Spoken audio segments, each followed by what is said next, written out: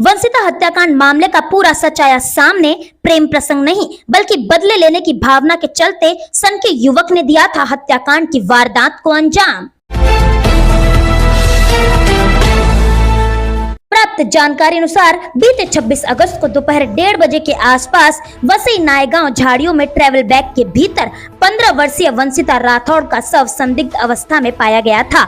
वंशिता के पेट में कुल 12 बार चाकू मारकर उसकी हत्या कर दी गई थी, जिसके बाद पुलिस ने सूत्रों से मिली जानकारी के आधार पर व मुखबिरों से मिली जानकारी के आधार पर हत्याकांड की वारदात को अंजाम देने वाले दोनों आरोपियों को गुजरात के पालनपुर से देर रात धर दबोचा। आरोपियों की गिरफ्तारी के बाद अब सबसे बड़ा सवाल यही था कि आखिर क्यों इस क्रूर हत्याकांड की वारदात को अंजाम दिया गया। इस वारदात का सच समझने के लिए हमें आज से 2 से 3 महीने पीछे जाना होगा, जब इस खूनी हत्याकांड की साजिश रची गई थी। दरअसल इस मामले का मुख्य आरोपी संतोष मकवाना वंशिता का पीछा किया करता था, जिसके बाद वंशिता ने इस बात की जानकारी अपने परिवार वालों को दी थी। मामले की गंभीरता को समझते हुए परिवार वालों ने संतोष के खिलाफ नजदीकी पुलिस स्टेशन में सूचना दी। सूचना मिलते ही पुलिस ने संतोष को बुलाकर चेतावनी दी थी। सूत्रों से मिली जानकारी के अनुसार पुलिस के चेतावनी के बाद भी संतोष लगातार वंशिता का पीछा किया करता था। लाख समझाने के बाद जब संतोष नहीं माना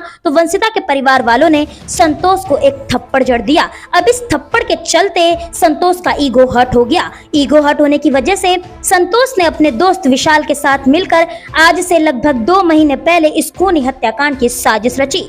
दिमाग में रची इस हत्या की साजिश को हकीकत में तब्दील करने के लिए दोनों आरोपियों ने पहले तो अपने घर से लगभग 5 तोला सोना चोरी किया। सोना चोरी करने के बाद उसे बेच नकदी पैसे अपने पास रखे। अब इंतजार था तो सिर्फ सही मौके का, और जैसे ही इन्हें मौका मिला वंशिता की जान के भूखे इन हत्यारों ने पहले तो उसका अपहरण किया और फिर उसे जुहू ले जा लड़की को मौत के घाट उतार दिया। हत्या की वारदात को अंजाम देने के बाद लाश को चद्दर में लपेटकर वसई नायगांव की झाड़ियों में ठिकाने लगा दिया।